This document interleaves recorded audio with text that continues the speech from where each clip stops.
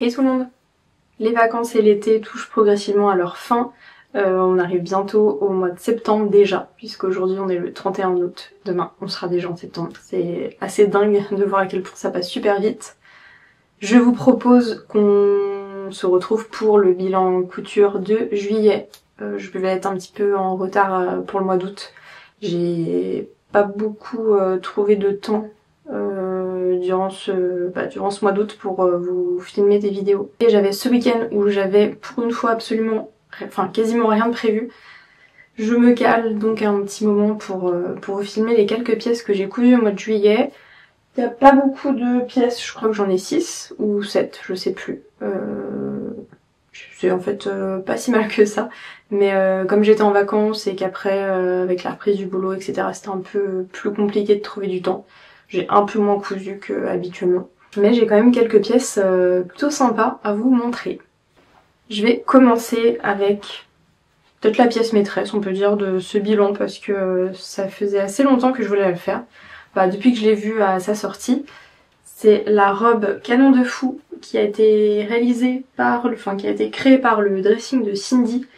Et en plus de ça, c'est un patron gratuit. Donc il vous suffit simplement de mémoire de vous inscrire à sa newsletter et vous le recevez par mail. Donc vraiment, c'est un très très chouette patron. Il n'y a pas de livret, d'explication, tout se passe sur la chaîne de Cindy. C'est une présentation qui est un petit peu speed mais globalement je trouve qu'elle rentre assez bien dans les détails. Il n'y a pas de moment où on se sent perdu parce que c'est pas assez détaillé. Pour le modèle, je suis partie sur une taille 40 et c'est plutôt correct. Je pense que vous avez vu cette couture apparente dans le dos. C'est une robe qui est doublée au niveau du haut, puisqu'elle vient se croiser avec un nœud sur le devant, donc voilà, c'est pour avoir le même tissu apparent, sauf que lorsque j'avais regardé le métrage qui était conseillé, j'ai pas fait gaffe, je me suis référée uniquement au tissu extérieur et j'ai pas vu qu'il fallait je ne sais plus combien de centimètres en plus pour la doublure. Donc je crois qu'il faut 2,50 m ou 2,60 m et j'avais que 2,20 m pour faire cette robe. Et pour avoir assez de tissu, j'ai dû couper le dos en deux. Donc j'ai simplement mis ma pièce de patron sur mon tissu plié en deux et je suis venue rajouter 1 cm de chaque côté pour pouvoir retomber ensuite sur la même dimension que la pièce extérieure.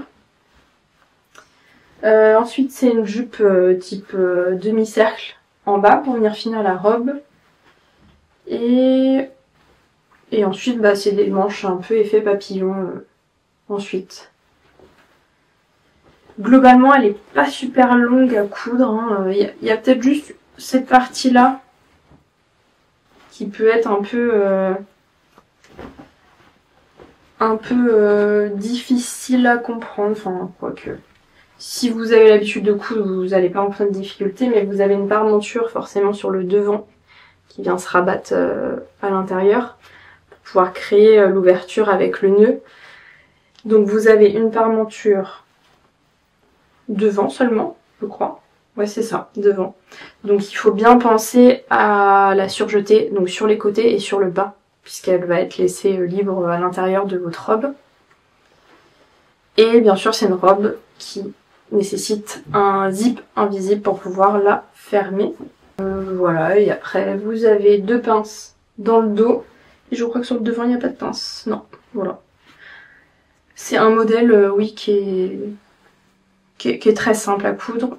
Je sais plus si c'est conseillé pour les ourlets de faire des ourlets mouchoirs. Moi je suis partie sur cette finition là parce qu'elle est quand même assez courte. Donc je pense que pour une prochaine version, peut-être je rajouterai juste 1 ou 2 cm pour être plus à l'aise. Mais voilà, sachez que c'est une version courte. Mais il me semble que vous avez aussi une version longue et des manches longues aussi qui vous sont proposées. Et il y a un hack pour celles qui sont pas forcément à l'aise d'avoir cette ouverture avec un nœud, de prévoir simplement un haut entièrement fermé sur le devant. Moi je trouve que c'est vraiment cet effet là qui fait toute l'originalité et la beauté de ce patron. Donc je pense pas faire une version fermée. Même si je vous avoue, j'ai beaucoup de poitrine, ça vient vraiment marquer le décolleté et la forme de la poitrine, donc faut être à l'aise avec ça. Voilà, pour l'été, si je suis en vacances, à la plage ou quoi, ça me gêne pas. En ville, je suis pas sûre que je la porterai. Mais en tout cas, je l'aime beaucoup. Et pour le tissu, c'est une viscose jacquard que j'avais acheté chez Dressensoffen. Je sais plus si je vous l'avais présenté, j'ai un doute. Mais je l'avais acheté spécialement pour faire ce patron. Donc à part ce petit couac où j'ai mal calculé le métrage total, l'association est juste trop belle, donc voilà. Et d'ailleurs je vous l'ai montré sur Instagram, je suis trop contente des photos. Je vous en mettrai quelques-unes ici, mais je les ai... c'est mon compagnon qui les a prises dans un champ de lavande à côté de chez ses parents et c'était... Voilà, je suis trop contente de ces photos et je suis très fan de cette robe.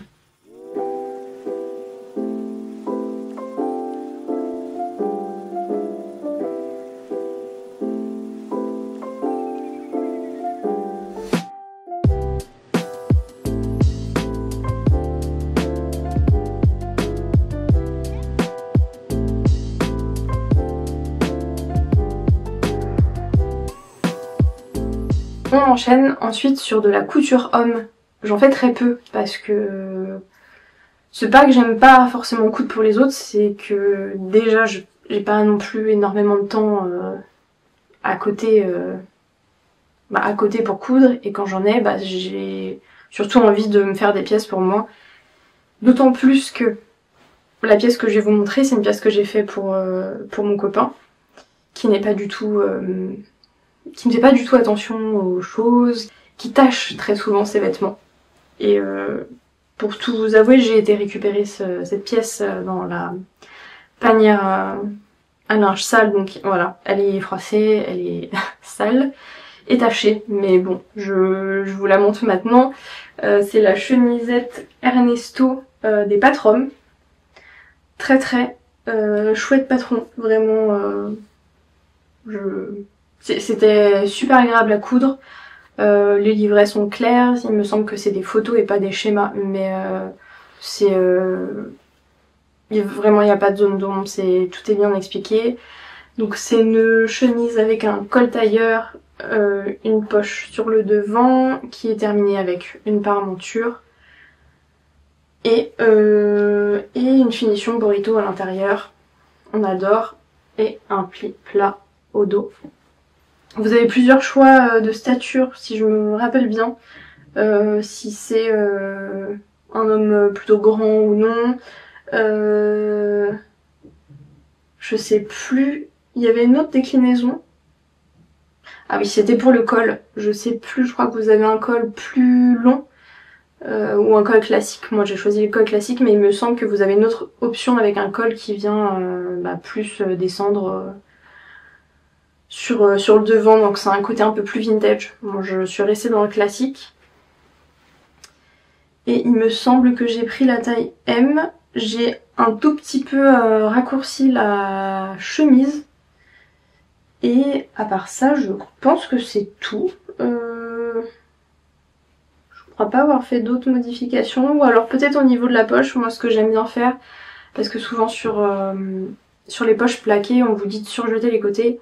Moi je fais un double repli de 0,5 deux fois. Comme ça au moins j'ai pas de surjet et de toute façon comme vous venez ensuite faire deux piqûres au contour, vous voyez pas les bords donc je préfère. Et après, qu'est-ce que je suis venue faire d'autre? J'ai surjeté toute la parementure intérieure et pour les manches, pour que ça soit plus propre et plus résistant, je suis partie sur une finition au biais. Il me restait un petit peu de ce tissu-là. Tissu que j'ai acheté chez Callison et c'est un coton seersucker dans les teintes sable beige. Et pour la petite histoire, c'est en regardant la série The White Lotus, je sais pas si vous connaissez. C'est une série en fait où vous suivez des vacanciers dans une chaîne d'hôtels et chaque saison est portée sur un pays. Et dans la première saison qui se passe à Hawaï, il y a un protagoniste qui a une chemise exactement dans ce type de tissu un peu rose. Et j'avais trouvé ça tellement beau que je me suis dit que j'allais la faire pour mon copain. Et voilà, le patron, la chemisette Ernesto collait parfaitement à ce que j'imaginais. Donc je suis très contente. Et pour les boutons, c'est des boutons en bois. Et ceux-là, je sais qu'ils viennent de chez AliExpress. J'en avais acheté un gros sachet. Et ça va trop bien avec. Je l'ai lavé une fois, ils ont pas bougé, donc à voir dans le temps si ça va tenir. Mais en tout cas, voilà. Je suis très très contente du rendu. Mon copain était content. Même si je vais vous montrer, j'ai vu la tache en prenant cette chemise. J'espère qu'elle va partir. Voilà, vous avez une tache juste ici. On verra combien de temps elle va durer. Et en tout cas, lui qui me reprochait de ne pas lui coudre beaucoup de vêtements, et bah, je l'ai fait. Pour la troisième pièce, c'est une cousette que je vous ai présentée dans le précédent bilan. Sauf que je pense que j'ai perdu les rushs parce que j'ai retrouvé qu'une partie de la chronique sur cette cousette. Donc je me suis dit que j'allais le supprimer et que je vous en reparlerai ici. Donc j'espère que je vais vous donner autant de détails parce que j'ai pas mes notes devant moi. Mais c'est un modèle que je ne sais plus si je vous l'ai présenté la première version que j'ai faite. Je pense. Oui, je crois que je vous ai déjà montré la première version que j'ai faite. Mais c'est la blouse pimpante de Liz Taylor que je suis venue faire dans une viscose Églantine et Zoé. Globalement, j'ai suivi toutes les explications. J'ai simplement rallongé la blouse pour qu'elle soit un peu plus longue. Il me semble de 2 ou 3 cm. Pour l'intérieur, j'ai fait des coutures anglaises sur les côtés. Voilà, j'ai fini les emmanchures avec un surjet. Qu'est-ce que j'ai pu faire d'autre? Non, après j'ai suivi le patron, les explications du patron. J'avais en stock des boutons qui rappellent le vert et gris ici. Donc voilà, je les trouve super beaux. Je crois de mémoire aussi que c'est AliExpress. Mais ça ressemble beaucoup aux boutons que vous pouvez acheter chez... c'est chez Liz Taylor, il me semble. Et aussi... j'ai oublié le nom. Mince. Je l'ai sur le bout de la langue, hein, mais ça veut pas sortir. Que vous pouvez retrouver chez Atelier Brunette aussi, voilà. J'ai retrouvé. Pour parler du modèle, c'est une blouse relativement simple qui se caractérise par son jeu de fond sur le devant. Elle est finie au burrito à l'intérieur, enfin la méthode du burrito. Vous avez également des fronces sur les épaules et dans le dos. Et c'est un col arrondi sur le devant. Avec également des manches 3/4 qui sont finies par un bracelet de manches. J'aime beaucoup ce modèle, je pense que je vais le refaire là pour le printemps. Pour le printemps, n'importe quoi, pour l'automne. J'ai d'ailleurs le tissu déjà prêt, les boutons, enfin, faut que je vous filme la vidéo des projets d'automne bientôt. Et je voulais juste parler du fait que je m'étais pas rendu compte, mais en fait mon tissu a un défaut lorsque je l'ai acheté. Je pense que vous allez peut-être le voir, mais il est tiré, vous voyez, sur la zone blanche. Il y a un fil qui a été tiré juste là. Je suis un petit peu dégoûtée, j'espère que ça va pas s'abîmer dans le temps, mais vous m'avez conseillé sur Instagram de mettre un petit morceau de thermocollant au cas où. Donc je pense que je vais le faire avant qu'il ne soit trop tard. Mais ouais, et j'ai aussi quelques taches. Je pense que vous allez peut-être le voir là, sur la partie beige, il y a comme si le tissu avait un peu d'étain. Bon, j'espère que ça va pas trop se détériorer. Mais pour un tissu qui coûte 22 € je crois du mètre, ou un peu plus, je sais plus, c'est... Ça fait cher, ça fait cher le tissu. En tout cas, je l'ai porté plusieurs fois, lavé, et voilà, je l'aime beaucoup. Je pense que là pour la mi-saison ça va être bien. Et même peut-être pour l'hiver avec un gros pull par-dessus, ça pourrait le faire. Et au niveau de la taille, je suis partie comme sur la première sur une taille 40.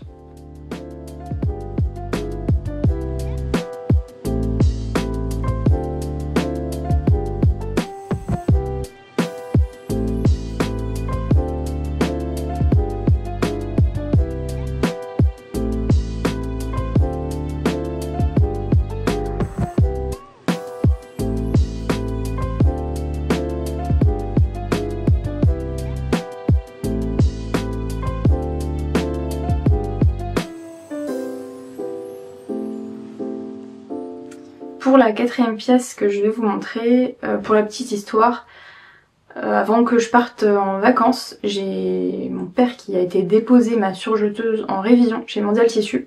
Donc elle a été déposée le jour où on est parti ou un jour après, donc entre le 11 et 12 juillet. Et je l'ai récupérée un tout petit peu avant le week-end du 15, donc pendant 4 semaines j'avais pas ma surjeteuse, enfin théoriquement que 2 puisque pendant mes 2 semaines de vacances je n'ai pas cousu. Et quand je suis rentrée, je me suis dit que j'allais essayer de trouver des projets soit qui nécessitaient pas de surjeter des pièces, ou alors de trouver des techniques pour améliorer mes finitions et ne pas avoir à surjeter des éléments. Et donc je suis partie sur un modèle que je vous ai déjà présenté dans le précédent bilan, qui est le top Jasp de Charlotte Hans, et le patron est disponible dans le livre Mon premier vestiaire à coudre, qui est je crois son 2e livre, ou 3e, je ne sais plus. Mais où il y a vraiment des super pièces, et je me suis dit que j'allais me le faire, sachant que j'ai retrouvé ce tissu qui vient je ne sais plus d'où. J'avais 1 mètre et je me suis dit en petit top classique pour l'été avec cet effet monnaie, ça pouvait être sympa. Et donc tout simplement ce que j'ai fait, je suis partie sur des coutures anglaises à l'intérieur. Donc j'ai rajouté 0,5, j'ai fait ensuite une première couture à 0,5 envers contre envers, j'ai découpé la marge, je suis venue repasser cette couture, j'ai raplati cette partie là et je suis venue repiquer à 1 cm. Enfin voilà, je suis venue faire des coutures anglaises. Et comme c'est un débardeur, et les finitions sont faites ensuite par du biais au col et aux emmanchures, dans le même tissu. Pour revenir sur le modèle que je vous ai déjà présenté le mois précédent, je vais aller assez vite, mais vous avez 2 pinces sur le devant, et ensuite c'est au niveau du dos où vous avez une ouverture, pas un décolleté, mais le dos qui est un peu ouvert avec cette forme arrondie qui est très sympa. Donc c'est un projet qui est relativement rapide, c'est peut-être juste au niveau des biais où ça va vous demander un petit peu de temps et de minutie. Je suis partie sur la même taille, c'est-à-dire une taille 42. La seule chose, et j'avais pas fait attention sur la première version que j'ai fait pour ma mère, et au niveau ici, vous le verrez sur les plans portés, mais au niveau du devant, en fait j'ai trop de matière ici. Donc j'ai le tissu qui vient un peu se plier, donc il faudrait que je retire au moins 2 cm pour être totalement tranquille. Après il se porte, il faut juste que je tire un peu plus pour que les épaules viennent pas vraiment à ce niveau là, mais elles sont un peu plus écartées. Mais voilà, j'avais envie de passer ce tissu là que j'avais depuis très longtemps dans mon stock. Et il va très bien avec un short, un pantalon fluide, enfin voilà, c'est un petit basique qui est sympa pour l'été. Et je vous ai pas dit, mais j'ai également fait des coutures anglaises au niveau des épaules bien sûr. Pas grand chose d'autre à vous dire sur ce haut, que j'ai peut-être modifié au niveau de la longueur, j'ai peut-être rajouté 2 cm. Pareil, pour pouvoir le rentrer plus facilement dans un pantalon. Mais globalement, voilà pour ce top Jasp.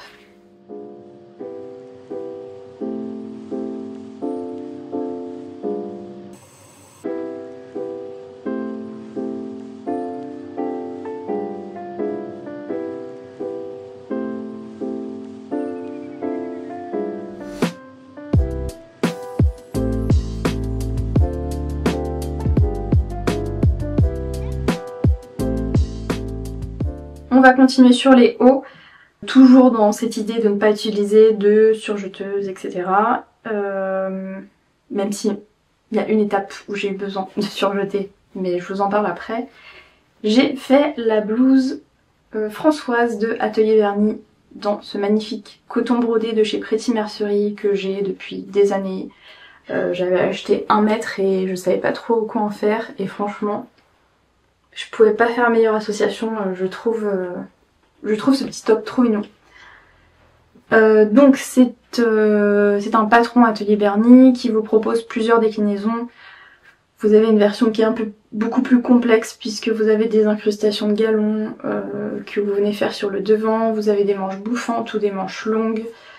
Vous pouvez ajouter aussi un volant sur le col, enfin voilà, il y a vraiment beaucoup de possibilités avec ce patron. Moi je suis partie sur la version simple, enfin simple oui, où en gros j'ai juste mis des volants au niveau des épaules et un volant sur le bas. Et bien sûr vous avez une goutte dans le dos pour venir fermer, ce haut. Pas de difficulté, c'est pareil, c'est Atelier Berny, donc vous êtes bien accompagné, le livret est très clair, les coupes tombent très bien. Pareil, du coup en modification je suis partie sur des coutures anglaises sur les côtés et au niveau des épaules. Pour la goutte c'est deux rectangles que vous venez coudre endroit contre endroit, que vous venez retourner. Et puis ensuite vous procédez comme plus ou moins tous les patrons pour venir faire une goutte. Vous venez coudre envers contre endroit, vous venez ensuite couper votre longueur d'ouverture, que vous venez ensuite retourner la pièce, vous repassez bien, vous surpiquez, enfin voilà, c'est vraiment une pose classique au niveau de la goutte. Il y a juste que la parmenture, je trouve ça plus propre qu'elle soit que vous ayez deux pièces, parce qu'en général vous devez venir surjeter tout le contour de cette pièce là, et là c'est vraiment propre et ça crée pas plus d'épaisseur. Et ensuite pour tout ce qui est col et entournure, enfin en manchure, c'est du biais. Donc c'est un biais que vous pouvez soit acheter soit faire maison. Je sais plus exactement la largeur qu'elle vous conseille, peut-être 3 ou 4 cm. Vous venez plier votre biais envers contre envers. Vous venez ensuite le piquer sur l'endroit au niveau du bord franc. Et ensuite vous venez le rabattre et vous venez piquer sur l'endroit de la pièce pour le maintenir à l'intérieur. Moi en général je posais le biais en mettant, donc en ouvrant mon biais, je le posais au niveau de tout le tour de la pièce, je cousais à 0,5, je venais ensuite rabattre l'autre partie de 0,5 et je revenais encore rabattre l'ensemble. Je sais pas si c'est très clair, mais je venais rabattre en fait, comme lorsque vous achetez un biais du commerce, il est plié des deux côtés puis replié au milieu, enfin c'est vous qui venez le replier au milieu.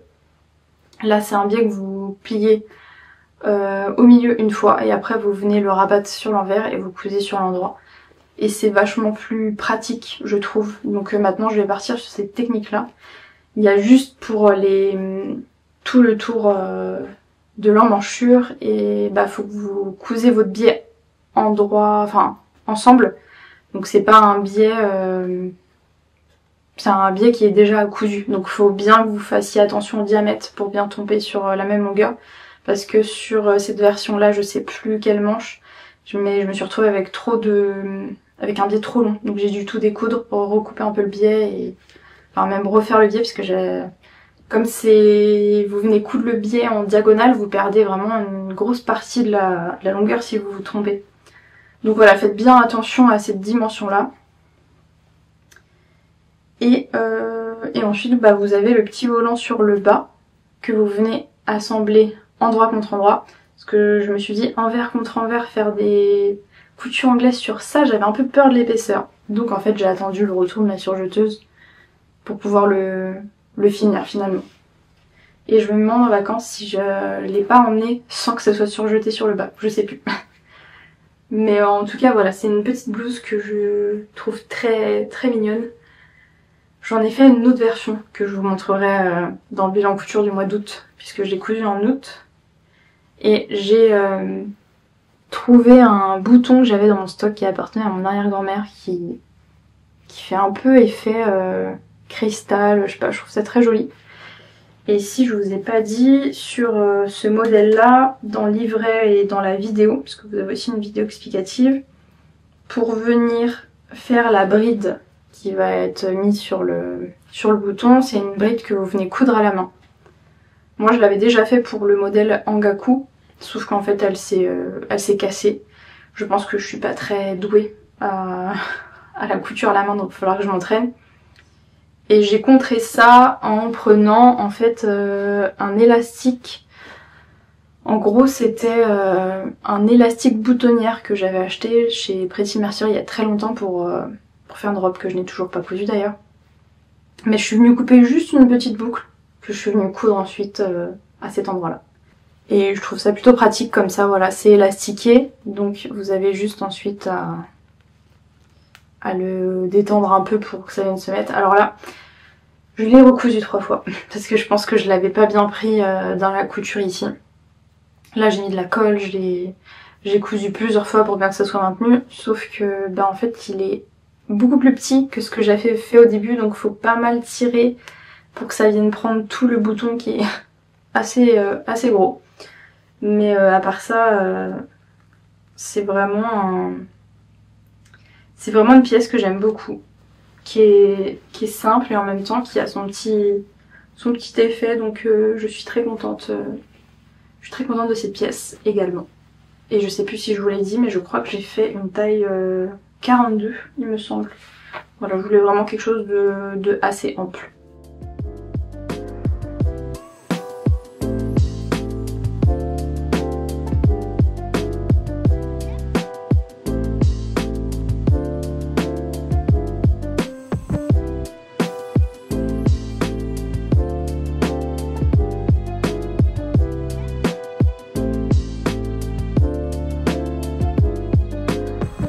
Et on termine sur un modèle de robe que j'aurais pas pensé coudre dans ce format-là, parce que c'est une robe sans manches. Je vous la montre pour que vous compreniez. Pas sûr que ça rende grand chose comme ça non portée, mais c'est la robe blouse Alma de chez Maison Cobalt. De base, quand j'ai repéré ce patron-là, à sa sortie, je m'étais dit ok, je me l'achète, j'aime trop la version avec les volants sur les manches longues, même les manches classiques, je trouvais ça très joli. Et j'ai vu d'autres versions avec cette finition là de manches sans longue et une robe, elle est très très longue. Et je me suis dit ok, je veux me la faire. Et j'ai vu cette viscose un petit peu texturée, un peu froissée, je sais pas comment on appelle ça, chez les coupons de Saint-Pierre, et j'ai tout de suite imaginé Alma dedans. Sachant qu'en plus elle était en solde, donc je crois que j'ai dû payer 10 € les 3 mètres. Et c'était parfait pour faire ma toile. Bon, alors j'aime beaucoup cette robe, je la trouve très jolie, même si mon grand-père m'a dit à l'anniversaire de ma mère que j'étais en robe de chambre. Je m'en fiche, je la trouve très belle. Je l'ai terminée avec une petite étiquette de chez Romarine Couture. C'est un côté un peu... je sais pas, un peu witchy, un peu sympa, bref, je suis très contente. Pour revenir au modèle, je l'ai cousu donc en version longue, avec entournure échancrée, parce que vous pouvez choisir de faire la version plus haute qui vient moins s'ouvrir. J'aurais peut-être dû partir sur celle-ci parce que ça descend forcément assez bas et on a tendance à voir un peu le soutien-gorge. Mais bon, c'est une robe aussi que je pourrais porter sans d'ailleurs. Aussi, j'avais pas mal... Non, attendez, je vous fais un point sur le modèle déjà. Donc voilà, vous avez deux choix ici d'entournure. Et ensuite, vous avez le col qui vient terminer le haut de la robe. Et après, c'est vraiment des longs pans de robe. Et elle vient se fermer par une ceinture. Et après, vous avez toute une patte de boutonnage jusqu'en bas. Je l'ai cousu en taille 40. Donc comme je vous disais à ce niveau-là, c'était assez échancré. Donc ce que j'ai fait, c'est que je suis venue raboter comme je pouvais sur les côtés et j'ai retiré 6 cm. Donc là et là. Et je pense que c'est dû au tissu. Soit il a bougé, soit c'est un tissu qui est quand même assez fluide et assez mou. Sur un coton, je pense pas que j'aurais eu ce problème-là, mais en tout cas j'ai retiré vraiment beaucoup de matière. Et d'ailleurs, je suis venue recoudre en repartant comme ça. Et ça a tendance à me faire un peu un effet arrondi forcément, puisque j'ai moins de matière en haut et la matière revient sur le bas. Mais comme j'ai pile la ceinture qui vient se mettre là et qui vient tout resserrer, bah ça se voit pas, donc c'est parfait.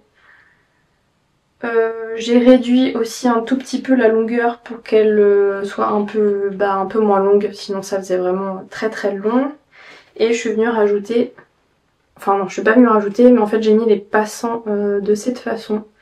C'est pas une couture très jolie, mais en fait c'est la seule manière où je me suis dit que la ceinture allait passer, parce que normalement c'est pris dans la couture, sauf que du coup votre passant est dans l'autre sens. Je sais pas si vous voyez ce que je veux dire, mais au lieu d'être vraiment dans ce sens-là où vous passez votre ceinture, bah votre passant il est comme ça quoi. Enfin il est plié en deux. En disant ça, je suis en train de me dire que je dis une bêtise. Parce qu'en fait vous le pliez. Bah si vous avez le... Bon. C'est une partie que j'ai pas très bien compris. Faudrait que je reprenne ça. Mais pour moi du coup votre passant il est tourné de sorte à ce que vous avez le bord, vous voyez, votre ceinture vous devez la passer par le haut. Bon, bref. Peut-être que je regarde si j'ai des pièces avec ce type de finition là pour comprendre le montage. Je pense que c'est un truc très bête ou c'est moi qui n'ai pas compris. Mais bon. Et au niveau des modifications aussi, j'ai tout fait en couture anglaise forcément, comme je n'avais pas encore récupéré ma surjeteuse. Ou je venais de la récupérer et je voulais terminer ça. Et vous avez aussi, j'ai oublié de vous dire, un pli d'aisance forcément dans le dos. J'ai pas noté grand chose en plus. J'ai déjà prévu de m'en refaire une autre version là avant que l'été nous dise définitivement au revoir, mais avec sans doute des manches tracard et la version courte, peut-être que je pourrais la porter avec un collant, même si le tissu que j'ai est sur les tons un peu pastel, un peu clair, donc ce sera peut-être mieux pour la mi-saison. Et je vous ai pas parlé des boutons, mais pour la petite histoire, c'est ma collègue qui les a vus. Elle m'a accompagnée aux modes et travaux à Saint-Lazare, parce que c'est pas très loin de là où je travaille, et j'avais flashé sur d'autres boutons, et en fait sur le mode des travaux vous avez un espace au fond de la boutique avec plein de tubes de boutons et le prix dessus. Et comme le tube était pas rempli, bah, je m'étais dit c'est le prix de tous les boutons à l'intérieur. Alors que non, c'est le prix du bouton. Et ceux que j'avais vus coûtaient 3 €. Donc autant vous dire qu'il vous en faut 13 boutons. Je les ai oubliés, je les ai mis de côté, et du coup elle m'a montré ceux-là qui sont un petit peu plus sur les tons jaunes, mais qui je trouve se marient très bien avec. Et ils étaient à 99 centimes je crois, ou 90. Ça fait quand même un budget, hein, parce que j'ai plus cher de boutons que de tissu. Mais honnêtement je suis pas déçue parce que ça va très bien avec le tissu, et c'est une robe que j'ai portée là sur cette fin août, et je la trouve hyper chouette, vraiment très très chouette. Après elle est quand même assez chaude parce qu'elle est longue, et peut-être le tissu, comme c'est du tissu synthétique, ça tient quand même assez chaud sur le corps, mais honnêtement je suis très contente de cette pièce, et c'est sûr et certain que je vais refaire ce patron.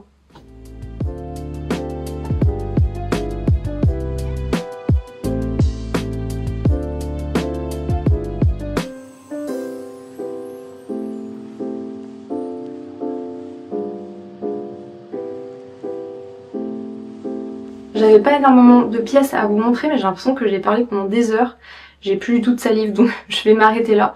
J'espère pouvoir filmer le bilan couture d'août dans les prochains jours. Je pense qu'il faudra que je le fasse en semaine, en fin de journée, parce que les week-ends ça va être un peu compliqué, donc je verrai, en espérant qu'on ait encore de la luminosité, parce que pendant l'automne et l'hiver ça va être plus compliqué de pouvoir filmer en soirée.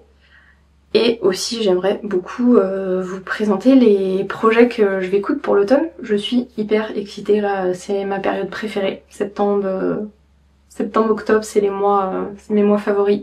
Même si paradoxalement c'est aussi les mois les plus chargés dans dans mon travail. Donc je vais essayer de m'organiser aussi pour essayer de filmer des vlogs. J'ai très envie de vous faire des vlogs autour de cette saison-là, pour vous parler de films, de séries, de livres, d'activités. Enfin voilà, j'ai vraiment envie cette année de mieux m'organiser pour vous partager plus de choses, aussi toujours en lien avec la couture, mais que ça soit un peu plus vaste en termes de sujets. C'en est tout pour cette vidéo, j'espère que ces projets vous auront plu, même si c'est plutôt des projets estivaux, et je pense qu'on est beaucoup à avoir enclenché sur des coutures un peu plus chaudes, même si on est encore au mois d'août. Mais peut-être que ça pourra vous donner des idées pour le printemps ou l'été prochain. Et avant de couper aussi, je voulais vous remercier parce qu'on est plus de 1500 ici. Je trouve ça dingue, et c'est vraiment chouette d'avoir vos retours sur les projets que vous êtes en train de coudre, des conseils que vous me partagez lorsque je vous parle de pièces où j'ai rencontré des difficultés, où je sais pas comment corriger quelque chose. Enfin, c'est hyper riche, et je suis très contente d'avoir ouvert cette chaîne pour justement avoir ce partage là. Et ça va faire 3 ans déjà que je vous parle couture ici, donc le temps file à une vitesse incroyable. Mais voilà, je voulais vous remercier encore pour ça. Et puis je vous dis à bientôt. Ciao.